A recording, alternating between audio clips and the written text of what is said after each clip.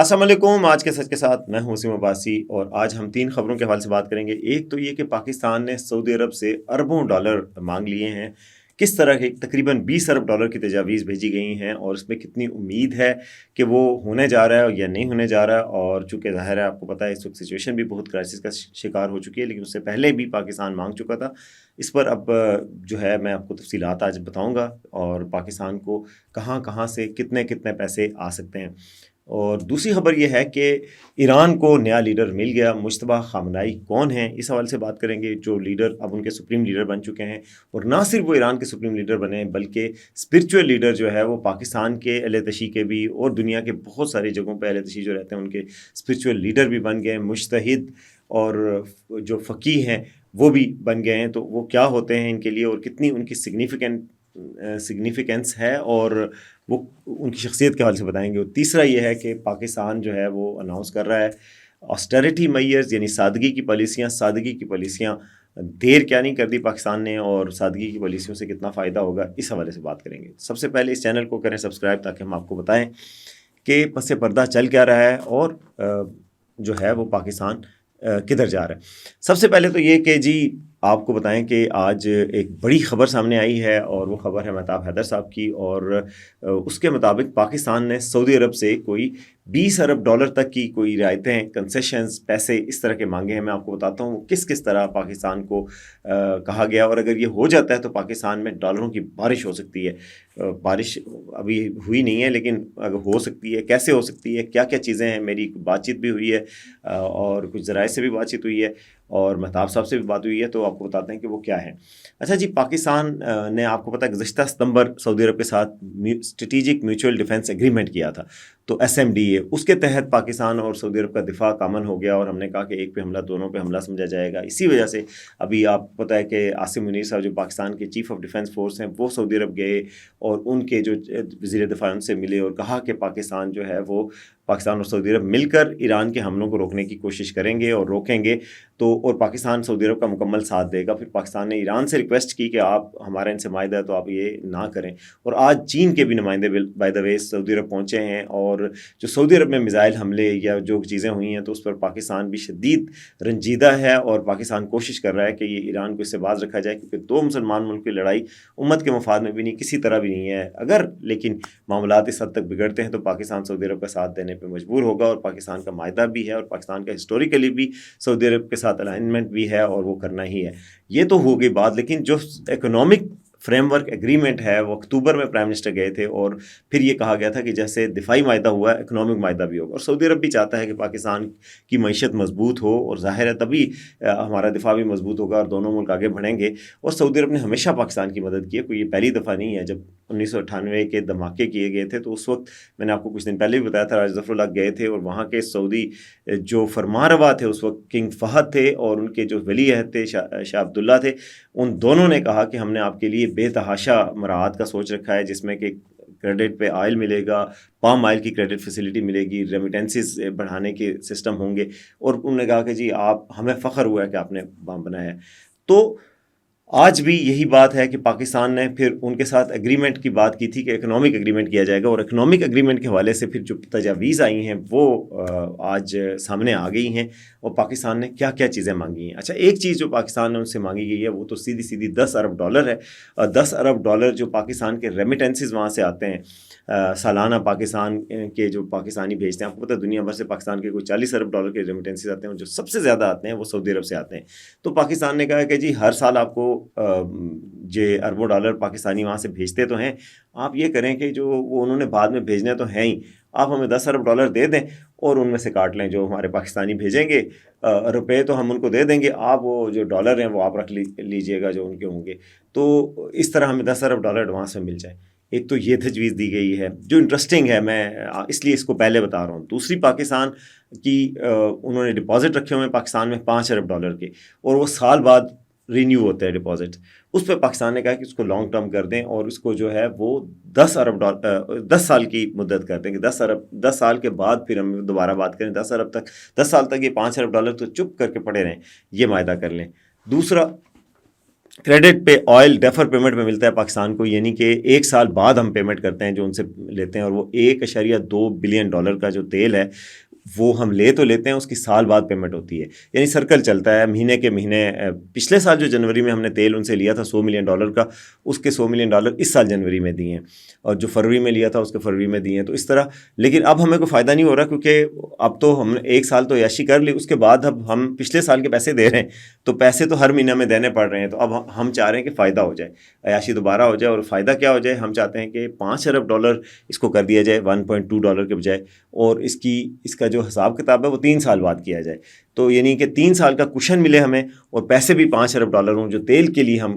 وہ کریں، تو 5 ارب کا تیل ہم خریدیں آج اور پیسے ہم دیں 3 سال بعد، تو یہ ہمیں بہت سارا، یہ 3 سال کے لیے ہماری اکانومی کو بہت وہ مل جائے گا۔ پھر 8 تجاویز پاکستان نے ان کو بھیجی ہیں لکھ کر، پاکستان نے سعودی عرب کو، اس میں ایک یہ بھی ہے کہ ایگزم بینک جو ہے پاکستان کا، اس میں سرمایہ کاری کی جائے، تو یہ ساری، اور ایگزم بینک میں کو بھی وہ دیا جائے، کوئی $1 بلین دیا جائے۔ اس کے علاوہ کچھ پروجیکٹس بھی ہیں، جو پروجیکٹس میں پاکستان چاہتا ہے کہ وہ انویسٹمنٹ کریں، پاکستان کی انویسٹمنٹ کی جو حکومتی انویسٹمنٹ کا سسٹم ہے اس کے تحت وہ بھی انویسٹ کریں، اور وہ تاکہ یہاں پر کوئی ویلتھ کی گروتھ ہو سکے، اور پاکستان کا جو پانڈا بانڈ ہے اس کے حوالے سے وہ گارنٹی دے دیں سعودی عرب، تاکہ اس کے زیادہ ییلڈ ہمیں مل سکے، زیادہ پیسے مل سکیں۔ تو یہ تجاویز ہیں، اور یہ تجاویز میں آپ کو بتاؤں کہ میری کچھ دن پہلے سعودی سفیر ہیں پاکستان میں جناب نواف بن سعید المالکی ایکسیلنسی، ان سے میری بات ہوئی، اور تو انہوں نے بھی کہا کہ ہم جو ہے نا سعودی عرب اور پاکستان معاہدے کے قریب ہیں، اکنامک معاہدے کی ہماری بات چیت ہو رہی ہے، انہوں نے کہا، اور ہم اس کے بہت قریب آ گئے، تو یہی بات چیت چل رہی ہے، تو یہ خوشخبری جو ہے وہ آنے والے دنوں میں آپ کو مل سکتی ہے، اور پاکستان کو سعودی عرب کا ظاہر ساتھ دینا ہوگا، اور وہ ساتھ کا وعدہ کر رکھا تو وعدہ تو نہیں توڑ سکتے، اور ساتھ بالکل دینا چاہیے اور دیں گے، لیکن ساتھ ساتھ یہ جو اکنامک پاکستان کی پراسپیرٹی اور اکنامک معاہدہ ہے اور وعدے ہیں، یہ میٹیریلائز ہو سکتے ہیں آنے والے چند دنوں میں، گو کہ ابھی تک کنفرمیشن نہیں آئی کہ کتنا کب ہوگا، لیکن میں آپ کو سعودی ایمبیسڈر صاحب کا یہ بیان آپ کو بتا رہا ہوں کہ اس رمضان سے 1-2 دن پہلے میری بات ہوئی تھی، اور انہوں نے کہا تھا کہ ہم بالکل اس کے قریب پہنچ چکے ہیں، اور بہت جلد ہم اناؤنس کرنے لگے ہیں، تو یہ بہت جلد، کچھ بھی جلدی ہو سکتا ہے، تو گویا یہ اگر آ گیا تو پاکستان کی معیشت کو ٹرن اراؤنڈ کیا جا سکتا ہے، گو کہ انویسٹمنٹ تو نہیں آ رہی، اور ٹرن اراؤنڈ کیسے کرے گی یہ گورنمنٹ، اس کو کتنی سمجھداری کرنی پڑے گی، اگر یہ کشن مل بھی جاتا ہے تو یہ بھی ضائع نہ ہو جائے جو پچھلے موقعوں کی طرح، بلکہ اس کو استعمال کر کے پاکستان میں ایسی انڈسٹری لگائی جائے جو ایکسپورٹ اورینٹیڈ ہو اور باہر پاکستان بھیجے۔ بینک جو ایگزم بینک بنا ہے پاکستان کو، وہ ایکسپورٹ امپورٹس کے لیے اسپیشلی بنایا گیا، تو اگر یہ ہو جاتا ہے، اور SIFC بھی اس میں انوالوڈ ہے، تو یہ سارا ہو جاتا ہے، تو پھر پاکستان کی معیشت کا ٹرن اراؤنڈ جس کو کہتے ہیں نا، اس کی کایا پلٹ سکتی ہے، لیکن کایا پلٹنے کے لیے حکومتی ارکان کو، بیوروکریسی کو، حکومتوں کو، ساروں کو سر جوڑ کے بیٹھنا پڑے گا، اور اس کو سیریس لینا ہوگا کہ اس دفعہ واقعی کایا پلٹا دیں۔ تو دیکھتے ہیں کہ کتنی کایا پلٹی ہے، یہ ہم آپ کو جو ہی کایا پلٹے گی تو آپ کو بتائیں گے۔ اب دوسری خبر کی طرف آتے ہیں، اور وہ خبر کیا ہے کہ جی آج بڑی پیش رفت ہوئی ہے ایران کے حوالے سے، جنگ تو جاری ہے، 12 دن ہو گئے، وہاں پر لیڈرشپ کا جو کرائسس ہے وہ ریزالو ہو گیا ہے، وہاں کی جو 80 رکنی شورا ہوتی ہے اس نے فیصلہ کر لیا ہے کہ جی مجتبیٰ خامنائی، جو خامنائی صاحب کے بیٹے ہیں، ان کو جی سپریم لیڈر بنا دیا گیا ہے۔ مجتبیٰ خامنائی کون ہے اور سپریم لیڈر بننے کی کتنی سگنیفیکنس ہے، میں آپ کو بتاتا ہوں کہ سپریم لیڈر جو ہوتے ہیں وہ ان کے نہ صرف فوج کے سربراہ ہوتے ہیں، مسلح افواج کے سربراہ ہوتے ہیں، IRGC جو ہوتی ہے اسلامک ریولوشنری گارڈ کور، اس کے سربراہ ہوتے ہیں، بہت بڑی پاورفل آرمی ہے، سمجھے وہاں کی اسٹیبلشمنٹ کے سربراہ ہیں، وہاں کے کرتا دھرتا ہیں، وہاں پہ ان کی مرضی کے بغیر پتہ بھی نہیں ہل سکتا، مطلب یہ پورے ایران کے لیڈر ہیں۔ تو ایک تو یہ بات، دوسرا اسپرچول لیڈر بھی ہیں کہ وہ ایران کے علاوہ جو دنیا میں شیعہ رہتے ہیں، جو ان کے اسکول آف تھاٹ کے ہیں، وہ ان کے مجتہد بھی ہیں، ان کے فقی بھی ہیں، یعنی کہ ان کے لائیو امام بھی ہیں، جو کہ حیات ہوتے ہیں ان کے امام، اور اس میں ان کی فقہ کے مطابق وہ جو ان کو گائیڈنس چاہیے ہوتی ہے فقہی مسائل کے حوالے سے، وہ گائیڈنس ان سے ملتی ہے، اور چونکہ خامنائی صاحب پہلے وہ گائیڈ تھے، تو اب یہ ہیں، جس طرح سنیوں میں امام ابو حنیفہ ہیں، امام احمد بن حنبل ہیں، جو امام مالک ہیں،